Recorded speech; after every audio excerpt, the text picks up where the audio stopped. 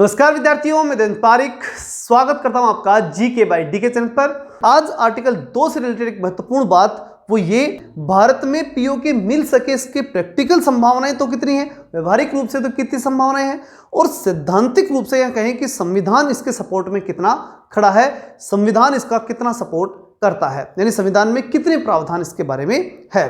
तो सबसे पहली बात तो प्रैक्टिकल रूप में हम जाने तो हम जानेंगे कि कौन मिला सकता है, और दूसरा जब हम सैद्धांतिक रूप की बात करेंगे तो हम जानेंगे कि अनुच्छेद 2 जो है वो इसके बारे में क्या कहता है। लेकिन इन सबसे पहले एक महत्वपूर्ण बात हमें जाननी पड़ेगी कि क्या दुनिया में कहीं ऐसा हुआ है कि भाई कोई देश हो, उसका विभाजन हुआ हो या उसका कोई टुकड़ा हो और फिर वो मिल गया हो। क्योंकि जब तक प्रैक्टिकली कोई बात अगर हम उसको मानेंगे नहीं तब तक उसे स्वीकार नहीं करेंगे, और जब तक हम इतिहास में इस प्रकार की घटनाक्रम अगर देखेंगे नहीं कि भाई इतिहास में कहीं हुआ था, अगर वो हम देखेंगे तो ही हम विश्वास करेंगे कि हाँ भैया वहाँ हुआ था, इसलिए हमारे यहाँ भी हो सकता है, तभी तो हम मानेंगे। तो आज हम सबसे पहले तो वो उदाहरण लेंगे कि जो दुनिया का वो देश जहाँ पर ऐसा हुआ था, जिसका पहले विभाजन हुआ था यानी टुकड़ा हुआ था और उसके बाद में फिर से वो मिल गया था। ये बड़ी घटना थी, दुनिया के इतिहास के लिए बड़ी घटना है। आज भी पॉलिटिकल साइंस के विद्यार्थी से पढ़ा करते हैं, तो उसको भी हम आज प्रमुख रूप से जानेंगे।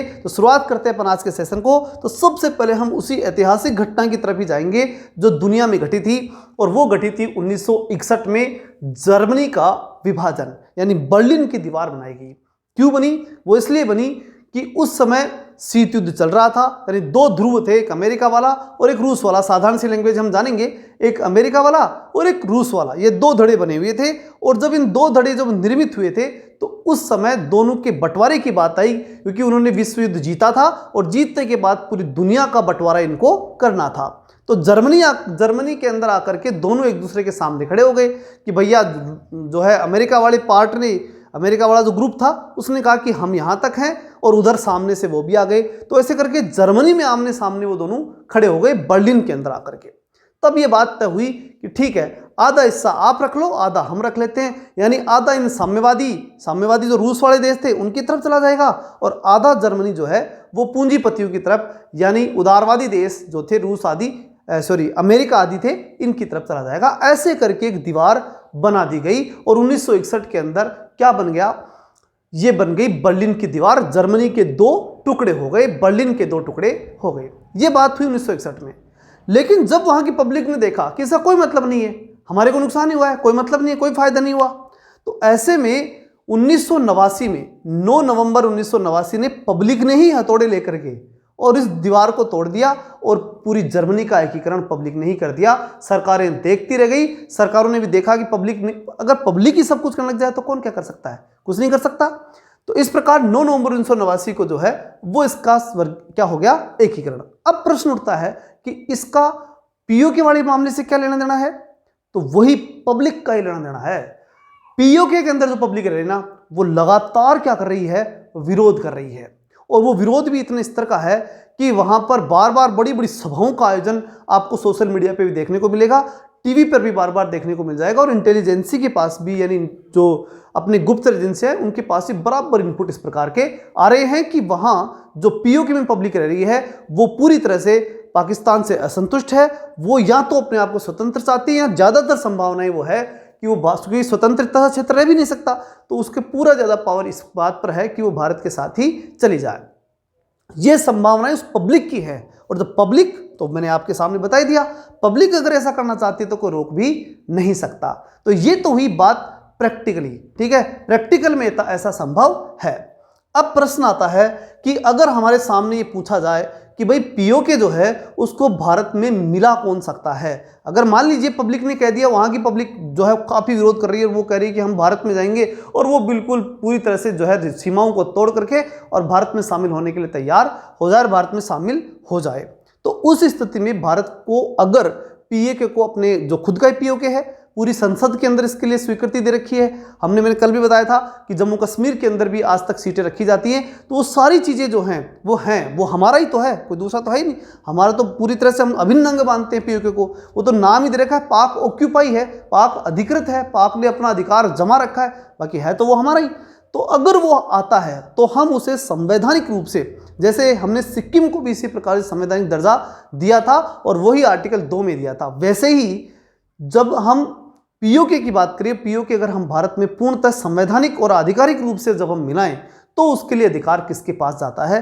क्या गृह मंत्री के पास जाता है, या विदेश मंत्री, या संसद, या राष्ट्रपति? तो ध्यान रखिएगा, सबसे बड़ा पावर जो जाता है वो आता है संसद के पास। कैसे? तो इसके लिए है हमारा संविधान, वो इस बात को स्पष्ट करता है। कैसे? अब ध्यान से समझना, ये संविधान की लैंग्वेज है, ऐसे कैसे लिखी हुई 2 मिनट में आपको समझा दूंगा, कोई दिक्कत नहीं, ज्यादा घबराने की जरूरत नहीं कि संवैधानिक लैंग्वेज है, बिल्कुल साधारण सी भाषा में आपको मैं समझाता हूं। ध्यान से देखिए, बात किसकी, पावर किसको दे रहा है? संसद को। संसद कर सकती है ऐसे निर्बंधन और शर्त, यानी ऐसे नियम बना सकती है, ऐसे बंधन बना सकती है, ऐसी शर्त कर सकती है जिन्हें उचित समझे। कौन उचित समझे? संसद समझे। संसद जो है वो जिन नियमों शर्तों को उचित समझे, उन नियम शर्तों के माध्यम से संघ में, यानी भारत संघ जो है उसमें नए राज्यों का प्रवेश कर सकती है, नए राज्य मिला सकती है, और या फिर जो राज्य में अभी इस समय भारत में जितने भी राज्य हैं उनमें से भी कोई हिस्सा काट करके अलग से कोई राज्य बनाना चाहे तो वो भी बना सकते। जैसे बनते हैं ना, पंजाब हरियाणा पहले एक थे, अब 2 अलग अलग हो गए। इसी प्रकार महाराष्ट्र गुजरात पहले एक थे, 2 अलग अलग हो गए। तो वो पावर जो है वो इसे दिया गया है आर्टिकल 2 के तहत। तो नए राज्य की भी स्थापना कर सकती है और पुराने का प्रवेश भी, मतलब आपस से देखना, नए राज्यों का प्रवेश या स्थापना कर सकती है। मतलब अगर आप चाहें तो प्रवेश करा सकती है। अगर कोई है ऐसा राज्य जो भारत का है, बस वो भारत से अलग हो रखा है, तो वो लाने के लिए यहाँ यही बात दी गई है। और दूसरी बात, भारत में ही राज्य हैं, उनके 2 टुकड़े करके 2 नए नए बनाने हैं तो वो भी। तो कहने का मतलब इस प्रकार अनुच्छेद 2 के अधीन संसद 2 प्रकार की शक्तियां प्राप्त, संसद को कितनी शक्तियां प्राप्त है? 2 शक्तियां प्राप्त है। एक, नए राज्यों को संघ में शामिल करने की, ठीक, नया राज्य, यानी जैसे मैंने बताया सिक्किम था उसको लिया, उसी प्रकार से पीओके को हम शामिल कर सकते हैं, करने की शक्ति। और दूसरे, नए राज्यों की स्थापना करने की, अपने ही राज्यों में से कोई नया राज्य बनाना हो उसकी। तो नया राज्य संघ में शामिल करें, अथवा जो संघ में शामिल राज्य है उनमें से कोई नया राज्य बनाएं, अर्थात एक नया और अलग से राज्य, जैसे मैंने बताया ना कि पंजाब हरियाणा 2 अलग अलग कर दिए, या इसी प्रकार से हम बात करें कि जो है महाराष्ट्र गुजरात अलग किए। इसी प्रकार हमने बहुत से पूरे भारत के दृष्टिकोण से देखे जाए तो कई को हमने 2 बांटा, जैसे आंध्रा और तेलंगाना को हमने बांटा था, इस प्रकार से बांटे जा सकते हैं। तो वो किस में है? वो आर्टिकल 2 में ही ये प्रावधान है। तो उसी आधार पर हम पीओके को भी भारत में शामिल कर सकते हैं। आर्टिकल 2 का जो पहला प्रावधान है, क्या? एक नए राज्यों को, जो एक है यानी पहला है क्या, कि नए राज्य जो हैं उनको संघ में शामिल करने की शक्ति।